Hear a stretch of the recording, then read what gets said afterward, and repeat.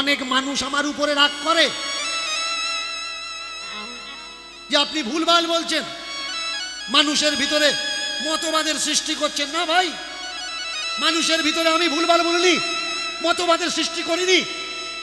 আমি অনেকে আমায় বললে আমি নাকি ব্রাহ্মণ বৈষ্ণবদের নিন্দা করি, কিন্তু না, যারা প্রকৃত ব্রাহ্মণ তাদেরকে আমি প্রণাম জানাই, যারা প্রকৃত বৈষ্ণব ভূমি শূন্য দণ্ডবাদ করি আমি তাদের। কিন্তু কিছু জোচ্চোর ঠকবাজ চৈতন্য রেখে তিলক কেটে বৈষ্ণব সেজে ঘুরছে, তাদেরকে বলতে চাই হুঁশিয়ার হয়ে যাও। তোমরা যারা বৈষ্ণবের গায়ে কালি লাগাচ্ছ, ওই কালি পা থেকে মাথা পর্যন্ত আমি ধুয়ে দেবো। দুটো তিনটে বিয়ে করেছ, বৈষ্ণব সেজে ঘুরে বেড়াচ্ছ, এই বৈষ্ণবের বৈষ্ণবতা। চিটিংবাজি করছো এ গ্রামে গিয়ে ও গ্রামে গিয়ে, এই বৈষ্ণবের বৈষ্ণবতা। যারা শুধু নামধারী ব্রাহ্মণ, ভালো করে মন দিয়ে শুনবে, যারা শুধু নামধারী ব্রাহ্মণ, ধুতি যারা পরে না, স্যুট প্যান্ট আর লুঙ্গি পরে ঘোরে, শুধু ঠাকুর পূজার সময় ধুতি পরে পূজা করতে যায়, এ কটা তো আমার সমাজে ছেড়ে দেওয়া যাবে না।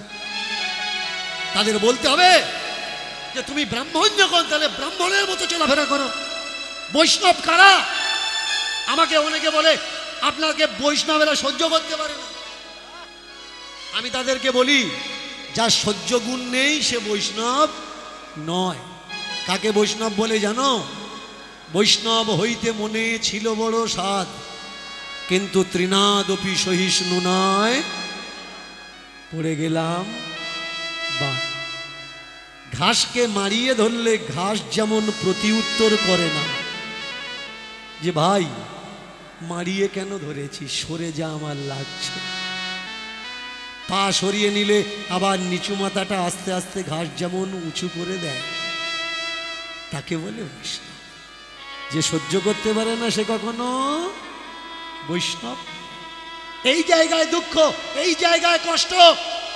যে মহাপ্রভু এমন কীর্তন জগৎ তৈরি করলেন, আজকের কিছু ধান্দাবাদ জোচ্চর তারা বলছে মাছ মাংস যে খায় তার হাতে জল খাওয়া যাবে না, যে দীক্ষা নেয়নি তার হাতের জল খাওয়া যাবে না, যে পেঁয়াজ রসুন খায় তার ছোঁয়া স্পর্শ নেওয়া যাবে না, তাকে ঠাকুর ঘরে উঠতে দেওয়া যাবে না।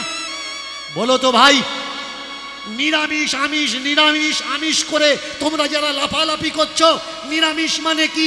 নিরামিষ মানে ঘাস শাক পাতা, আর আমিষ মানে মাছ মাংস পেঁয়াজ রসুন।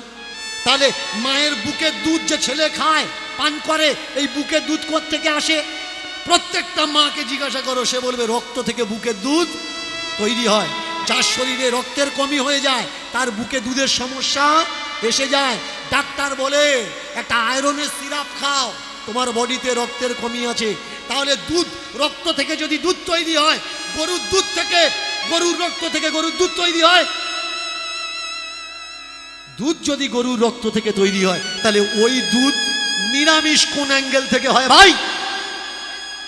শুধু এ নয়, আপনারা বিচার করে দেখবেন এই জোচ্চরগুলো কিভাবে আমার সমাজকে নষ্ট করছে। তাকিয়ে দেখুন, যারা বলে মাছ মাংস খাওয়া লোক যেন আমাদের মন, আপনি যাবেন কোনো আশ্রমের মন্দিরে, উঠতে পারবেন না যদি শুনেছে আপনি মাছ মাংস খান। তাহলে বলুন তো, মঠ মন্দিরে এই যে বাবাজিরা গ্রামে আসে ভিক্ষা করতে, খোল করতাল নিয়ে মরা গরুর চামড়া বাজিয়ে যে খোলটা তৈরি করেছো, যে খোলটা বাজাচ্ছ, ওই খোলটা রাখছো কোথায়? ঠাকুর ঘরে। কীর্তন করছো, বাজাচ্ছ, বাজানোর পরে রেখে দিচ্ছ ঠাকুর ঘরে ঝুলিয়ে। মরা গরুর চামড়া, তাতে অসুবিধে হচ্ছে না। আর মানুষ যদি পেঁয়াজ রসুন মাছ মাংস খায়, তাতে অসুবিধে কেন? ওই খোলটা কি নিরামিষ খোল নাকি? তোমরা তো মাছ মাংস খাও না, মরা গরুর চামড়ায় হাত ঘষছো কেন? লজ্জা থাকার দরকার। কেউ আমাকে বুঝিয়ে দিয়েছে, আমি বুঝে নিয়েছি, কিন্তু আমার বিচার দিয়ে আমি কখনো বুঝিনি কোনটা ঠিক আর কোনটা বেঠিক। আজকের আমার সমাজ ধ্বংস সব থেকে কারা করেছে? আমার সমাজের কীর্তনীয়রা, আমার সমাজের ভাগবত পাঠকরা, আমার সমাজের গুরুবর্গ মানুষরা। তারা যতবার এই জায়গায় দাঁড়িয়েছে, এসে চিল্লে চিল্লে বলেছে ব্রাহ্মণ জাতির শ্রেষ্ঠ। কেন? ও যদি চুল্লুখোর হয় ও জাতির শ্রেষ্ঠ হবে? হ্যাঁ, কিচ্ছু জানে না ও জাতির শ্রেষ্ঠ, শুধু ব্রাহ্মণের ঘরে জন্ম নিয়েছে তাই নাকি? তাহলে তো মাস্টারের ছেলে মাস্টার হতে পারত, উকিলের ছেলে উকিল হতে পারত। উকিলের ছেলে তো উকিল হয় না, মাস্টারের ছেলে তো মাস্টার হয় না, ডাক্তারের ছেলে তো ডাক্তার হয় না। তার জন্য এডুকেশনের দরকার হয়, তার জন্য সার্টিফিকেটের দরকার হয়, প্রিপারেশনের দরকার হয়, তার জন্য পরীক্ষা দেওয়ার দরকার হয়। কিন্তু ব্রাহ্মণ কোনো পরীক্ষা দেওয়ার দরকার নেই, বেরিয়েছে মার্কেটে দাও ব্রাহ্মণ। আর শূদ্র যদি গুণবান হয় তাহলে সে শূদ্র। শুধু তাই নয়, আমরা আপনারা যে মালাগুলো পরছি না, মালা পরানোর ক্যাপাসিটিটা শোনো। ক্যাপাসিটিটা কি? যে বিয়ে বাড়ি কুকুর ঢুকেছে, ভালো করে সেদিন এক কীর্তনিয়ার কীর্তন শুনছিলাম আমি, আমাকে কেউ পাঠিয়েছে, বলছে বাবা এই দেখুন কি বলছে শুনুন, বিয়ে বাড়ি কুকুর ঢুকেছে, যে কুকুরের গলায় বেল নেই সেই কুকুরগুলো ঠেয়াচ্ছে, তার মানে ওদের মালিক নেই।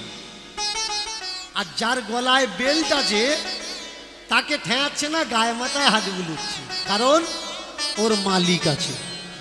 তো এই যে মালা, এটা কি? এটা হচ্ছে গলার বেল্ট।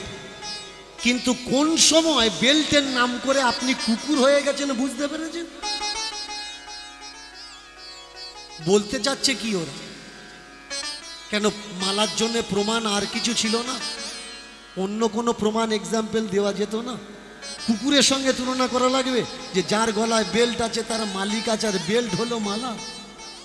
তাকিয়ে দেখুন ওদের বিচার আর ওদের বুদ্ধি কি। আপনাকে বলছে আপনি হিন্দু মানুষ, খালি গলা কেন? তুলসীর মালা না, খালি গলায় থাকতে নেই, এতে ঠাকুর সহ্য করে না।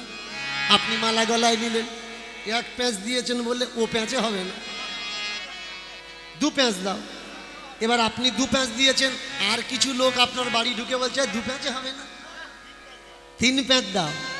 এবার বলুন, আপনারা যারা গলায় এক প্যাঁচ দু প্যাঁচ তিন প্যাঁচ মালা পরে ঘুরছেন, মনের প্যাঁচটা আগে ছাড়িয়েছেন তো?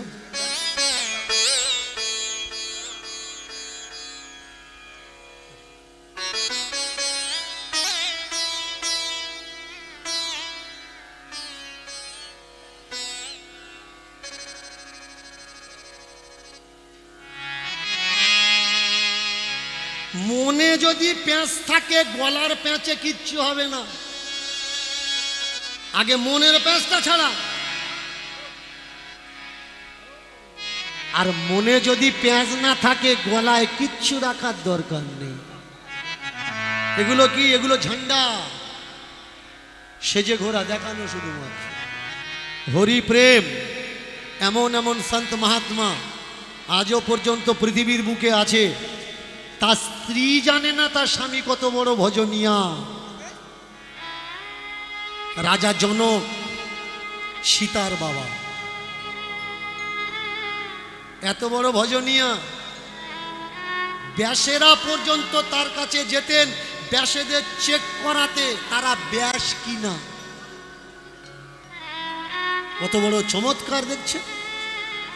এমন এমন কথা, এমন এমন লীলা কীর্তন এখানে পরিবেশন করা হয়, তার জন্যে এক পদের মানুষ শ্রেষ্ঠ হয়ে যায় আর সমস্ত সমাজ নিকৃষ্ট হয়ে যায়, নিচু হয়ে যায়। এটা করা উচিত না, আদৌ উচিত। ঈশ্বরকে ডাকার কি সত্যি প্রয়োজন আছে? ঈশ্বরকে পাওয়ার কি সত্যি প্রয়োজন? তিনি কোথায়? আমাদের তার প্রয়োজন আছে নাকি তার আমাদের প্রয়োজন আছে? তার যদি আমাদের প্রয়োজন থাকবে, আমরা ভক্ত নয় অভক্ত, আমরা নাস্তিক, কিন্তু পৃথিবীতে ভক্ত তো আছে। যখন হিরোশিমা নাগাসাকিতে বোম পড়লো, পরমাণু পড়লো, পুরো জাপানে কি একজনও ভক্ত ছিল না? যেখানে ঈশ্বর এসে বলবে তোর জন্য আমি এসেছি।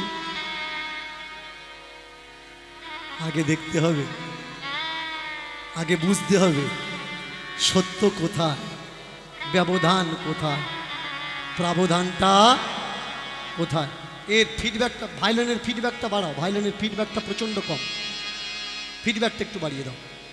আজকে একটা লীলার মাধ্যমে বিভিন্ন যুক্তি, তর্ক, শাস্ত্র, তত্ত্ব আমরা আস্বাদন করব।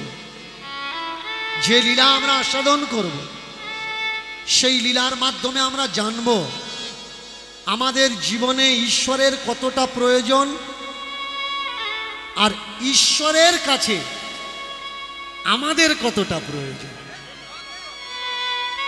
লীলার নাম কি? লীলার নাম হলো গোপাল চরবাহা। চরবাহা মানে যিনি চড়ায়, আস্তে, চরবাহা মানে যিনি চড়ায়, যাকে বলে রাখাল। এই হরিবাসরে যদি 65, 70, 80 বছরের কোনো বয়স্ক মানুষ থেকে থাকে, তার কাছ থেকে কখনো শুনবেন, জিজ্ঞাসা করবেন তারা ছোটবেলায় সমাজে কতটা অভাব তারা দেখেছে। এক বাড়িতে 8টা 10টা করে বাচ্চা ছিল, আর সেই বাচ্চাদের শুধু বাঁচিয়ে রাখার জন্যে মানুষ বিক্রি করে দিয়েছে, কেউ দান করে দিয়েছে, কেউ কেউ বা আবার পরের বাড়িতে চাকর রেখে দিয়েছে, তে তোদের বাড়িতে আমার ছেলেটা চাকর থাক, যাতে বেঁচে থাকে। ভাত দেওয়া লাগবে না, ভাত আর জল দিয়ে যেটা ফোটাচ্ছ, সেই ফোটানো জলটা দিও, ফ্যানটা দিও, আমার ছেলে খেয়ে বেঁচে থাকবে। শুধু ভাতের জল নয়, রাত্রেবেলা ভাত খাওয়ার পরে ভাতের হাঁড়িতে যে জলটা দিচ্ছ, সকালবেলা সেই পান্তা ভাতের জলটার জন্যে অনেকে কলসি নিয়ে বাড়ি বাড়ি যেত, একটু জল দে না, আমার ছেলে মেয়েগুলো খেয়ে বাঁচবে। তেমন একটা অভাবের সময় এই গোপাল কারোর সংসারে এসেছে, কিন্তু হ্যাঁ, এই গোপাল, গোপালের মা, গোপালের বাবা অন্যজনার বাড়িতে তাকে দান করে দিয়েছে, আর গোপাল তাদের গরু চড়ায়। শুধু তাদের গরু নয়, আরো গ্রামের অনেক গরু সে গ্রামের মাঠে বসে চড়ায়। 6-7 বছর বয়স হয়েছে, গরু চড়াচ্ছে, আর চিন্তা করছে, ভগবান ঠাকুর, আমার কপালে এত দুঃখ কেন? সকলে কি সুন্দর বাবা মা নিয়ে আনন্দ করে, পাঠশালায় যায়, ভাই বোন নিয়ে আনন্দ করে। আমার না আছে বাবা, না আছে মা, না আছে ভাই, না আছে বোন, না আছে দিদি। সকাল থেকে এসে বসি মাঠে, গরুগুলো, যাদের গরু তারা দিয়ে যায়, তাদের গরু চড়িয়ে চড়িয়ে আমার জীবনটা চলে যাচ্ছে।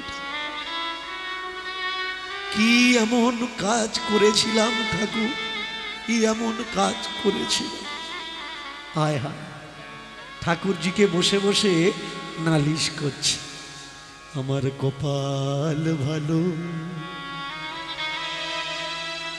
নয় রে, আমার কপাল ভালো নয়, আমার কপাল ভালো নয় রে, আমার কপাল ভালো। অভাগা যেদিকে তাকায়, সেদিকে সাগর শুকিয়ে যায়,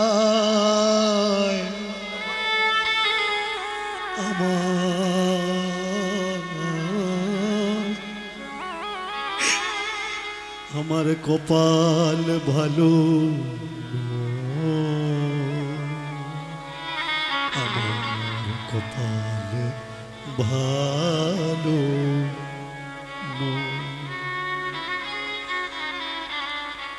কিছু কিছু মানুষ মনে করে গত জন্মের বোধহয় এটা কর্মফল।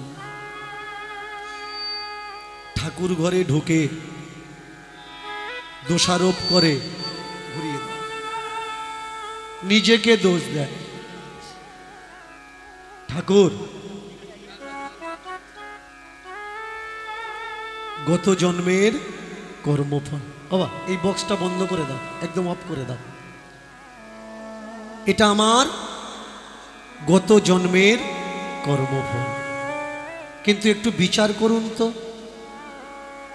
সত্যি কি গত জন্মের কর্মফল বলে পৃথিবীতে কিছু আছে?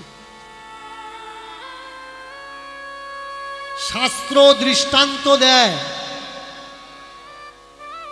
যা করছো এখানে মরার পরে তুমি জমালয়ে যাবে, আর সেখানে যম চিত্রগুপ্ত খাতা দেখে যদি পুণ্য বেশি হয় তুমি স্বর্গ সুখ ভোগ করবে, আর যদি পাপ বেশি হয় তাহলে তুমি নরকে যাবে। পাপ অনুপাতে তেমন তেমন নরকে তোমার প্রবেশ করা লাগবে। আচ্ছা তাই যদি হয়, এখানে যা করছি মরে যাওয়ার পরে যাব জমালয়ে, জমালয়ে গিয়ে কুকর্ম নরকে ভোগ করব, সুকর্ম স্বর্গে ভোগ করব, তারপরে আবার জন্ম নেব। তাহলে জন্ম নিলে আমার কুকর্মের ভোগ নরকে আর সুকর্মের ভোগ তো স্বর্গে হয়ে গেল। তাহলে গত জন্মের কর্ম আবার এ জন্মে প্রাপ্ত কি করে হয়? দর্শনের নজরে কিন্তু বিচার করা লাগে। যতক্ষণ দর্শন দিয়ে না বিচার করবেন, ভাইলেনটা কম হচ্ছে, যতক্ষণ দর্শন দিয়ে বিচার না করবেন মগজে কিন্তু আপনার ঢুকবে না। ছাগলেরও দাঁড়িয়ে আছে, রবীন্দ্রনাথেরও দাঁড়িয়ে আছে, তার মানে ছাগলের দাড়ি আর রবীন্দ্রনাথের দাড়ি দুটো সমান নাকি? যেটা দর্শনের প্রশ্ন, অনেকের মাথায় ঢুকবে না। শুধু দর্শনের স্টুডেন্ট যারা, তারা বলবে হ্যাঁ কথাটা ভাবার বিষয়। কেমন? তোমার দাদুর কোমর ভেঙে গেছে, সে চশমা পরে, আর মহাত্মা গান্ধীর কোমর ভেঙে গেছে, সে চশমা পরে, তার মানে তোমার দাদু যে মহাত্মা গান্ধী তা নয়, আর মহাত্মা গান্ধী মানে যে তোমার দাদু তা নয়। এগুলো দর্শনের প্রশ্ন। আমার কর্মফল যদি সেখানে ভোগ হয়ে গেল, তাহলে আবার কি করে সেই কর্মফল ভোগ হয়? অনেকে বলবেন বাবা বিষয়টা বুঝতে পারলাম না, আমি আরেকটু ভালো করে বোঝাচ্ছি, রিভার্ব একটু কম হবে, আমি আরেকটু ভালো করে বোঝাচ্ছি। তাকিয়ে দেখুন, যদি কোনো মানুষ এই সমাজে কুকর্ম করে তাহলে কোথায় যায়? জেল হাজতে যায়। জেল হাজতে গিয়ে তার কর্ম অনুপাতে তার সাজা হয়, তার মারধর হয়। সে যদি সাজা কেটে আবার এই সংসারে ফিরে আসে, জেল হাজত থেকে তার জীবন কাটানোর জন্য কোনো রকম সিস্টেম বানিয়ে দেয় কি, যে তুই অমুক জায়গায় গিয়ে জীবন কাটাবি বা এইভাবে জীবন কাটাবি? নয়, সে তার মতো জীবন কাটায়। কিন্তু সে আর কুকর্ম করে না কেন? কারণ জেলে যে জেল খাটার যন্ত্রণা আর থানায় যে মারধরের যন্ত্রণা, এইটা যার মনে থাকে সে আর দুবারা এই কাজ করে না। সত্যিই যদি গত জন্মের কর্মফলে আমরা নরক বা স্বর্গে গেছি, একটা কয়েদি তার মনে থাকে, তাহলে আমাদের কোনো মনে নেই কেন যে আমরা নরকে গেছি এই সাজা পেয়েছি, আমরা স্বর্গে গেছি এই সাজা পেয়েছি? ভেরি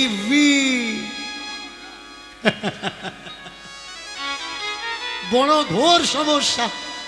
এই ছেলেটা খালি খালি বসে বসে দোষ করছে, কপালের দোষ জাগাচ্ছে, কিন্তু মানুষের ভিতরে সবসময় দেখবেন অনেকগুলো মানুষ বাস করে। এই মানুষের ভিতরে কিন্তু একটা মানুষ বাস করে না, অনেক মানুষ, একটা ভালো একটা খারাপ, একটা বিবেচজ্ঞ একটা অবিবেচজ্ঞ। অনেক মানুষ দেখবেন রাস্তা চলতে চলতে নিজের সঙ্গে আবার কথা বলে, নিজের সঙ্গে নিজে কথা বলে। তো এই রাখাল গোপাল এ নিজের সঙ্গে নিজের কথা বলছে, আর বলছে কি যে আমার জীবনে বোধহয় কোনোদিন ঘোরার বেড়ানো হবে না। ভেতরে যে গোপালটা আছে সে বলছে তুই যদি বেড়াতে না যাস তা তোর বেড়ানো হবে কি করে? এইবার নিজে নিজে ভেতরের লোকটাকে বলছে, আচ্ছা তুই বল আমি বেড়াতে যাব কখন? সারাদিন তো গরু চড়াতে চড়াতে কেটে যায়। সকালবেলা গরু চড়াও, দুপুরবেলা দিয়ে এসো, আবার বিকেলবেলা গরু চড়াও, রাত্রিবেলা দিয়ে এসো, আমি ঘুরবো কখন? ভিতরের গোপালটা বলছে, আচ্ছা দিনের বেলা তুই না হয় গরু চড়াস, রাতের বেলা কি করিস? বাহ, তুই ঠিক কথা বলেছিস তো, তোর কথা তো আমার বেশ ভালো কাজে লাগলো। তাহলে আমি এবার থেকে দিনের বেলা গরু চড়াবো আর রাতের বেলা ঘুরতে যাব। বাবা বাবা বাহ। এইবার গরুগুলো যাদের গরু তাদের দিয়েছে, দেওয়ার পরে সন্ধ্যার পরে বেরিয়েছে, এ গ্রাম ও গ্রাম সে গ্রাম। বাহ, এই বেড়ানো তো ভারী মজা। আগে যদি এই বুদ্ধিটা আমার মাথায় লাগতো তাহলে তো আমি এরকম দুঃখ পেতাম না, কষ্ট পেতাম না।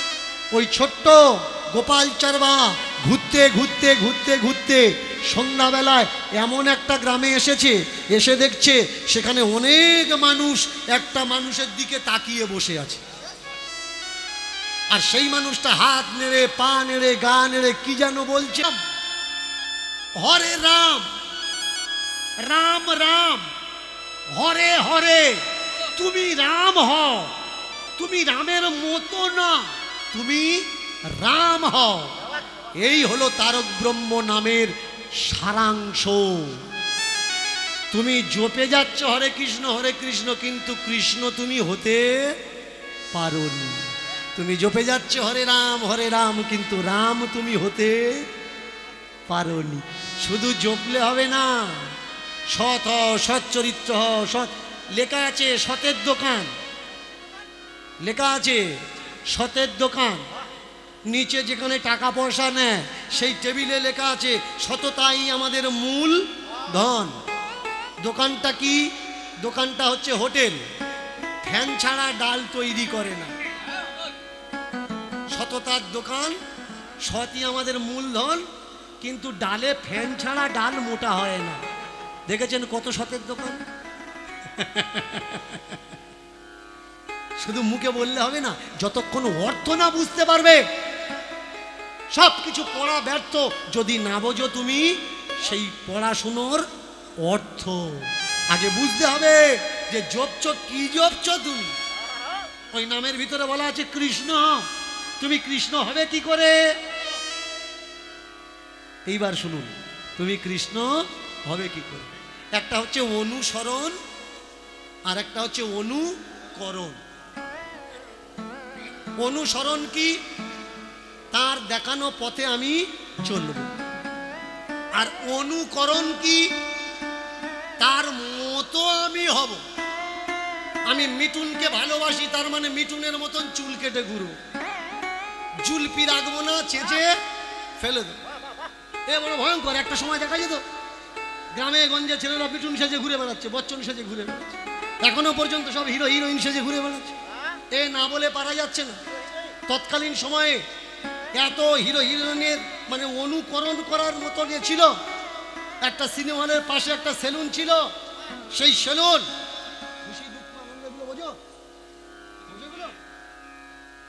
তাহলে সেই সিনেমা হলের পাশে যে সেলুনটা ছিল, সেই সেলুনটায় যে বই লাগতো আর সেই বইয়ের মতন হিরো চুল যেমন, যে ঢুকতো গিয়ে বলে দিত যে আমার ওই হিরোর মতো চুল কেটে দাও, আমার ওই হিরোর মতো চুল কেটে দাও, ব্যাস দিত। একজন গেছে চুল কাটিয়েছে। আর সিনেমা হলে বইটা লেগেছিল কি? বইটা লেগেছিল ওয়াক্ত কি আওয়াজ, ওয়াক্ত কি আওয়াজ। চুল কেটেছে, পাড়ার লোক এসে, আরে কোত্থেকে কেটেছিস দাদা? আরে বলে এই দেখ ওই যে সিনেমা হল, সিনেমা হলের পাশে আছে, বন্ধ কর বন্ধ। সিনেমা হলের পাশে যে সেলুনটা আছে, ওই সেলুনে যে বই লাগবে পাশে গিয়ে বসবি, তোর সেরকম হিরোর মতো চুল কেটে দেবে। বললে বেশ, তাহলে আমিও তোর মতন চুল কাটাবো। যাই যাই করে এখন 1-2 সপ্তাহ পরে গিয়ে আর বসেছে, 14-15 দিন কেটে গেছে, গিয়ে বসেছে। বসে বলে দেখো যে বই চলছে সেই বইয়ের হিরোর মতন চুল কেটে, চোখ বন্ধ করে বসেছে। ব্যাস, ও ঘুরে বিলের লাগিয়ে গোছা করে চৈতন্য রেখে পুরো মাথা ফাঁকা করে দেবে।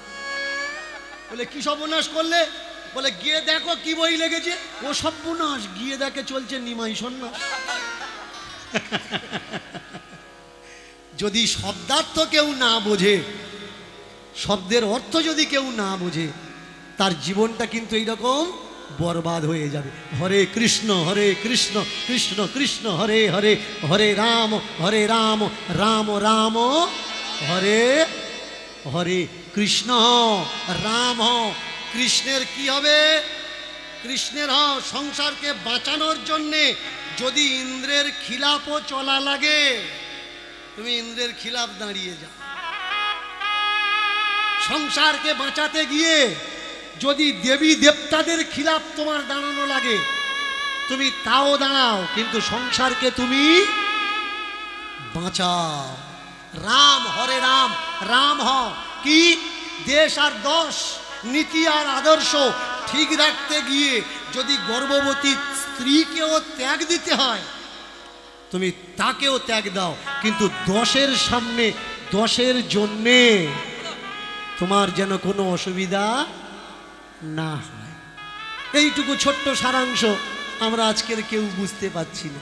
ওই ছেলেটা রাস্তার পাশে বসেছে, বসে শুধু করতালি দিচ্ছে আর নাম জপে যাচ্ছে আর প্রার্থনা করছে কি, যদি কেউ থাকো তো হয় আমার গুরু এনে দাও, কেউ থাকে তো হয় আমার গুরু এনে দাও, যদি কেউ থাকো তো হয় আমার গুরু এনে দাও, যদি কেউ থাকো তো হয় আমার গুরু এনে দাও, গুরু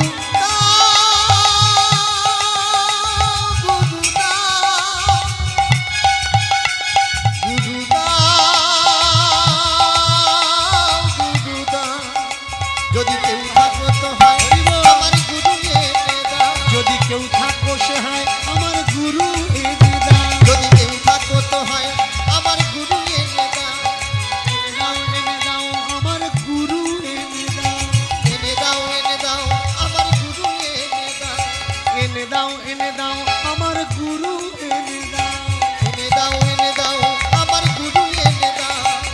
গুরু গুরু করে দেখো অপেক্ষা সে করে, 7 বছর থেকে বয়স হলো 16 বছর, 1 বছর নয়, 2 বছর নয়, 16 বছর বয়স হয়েছে।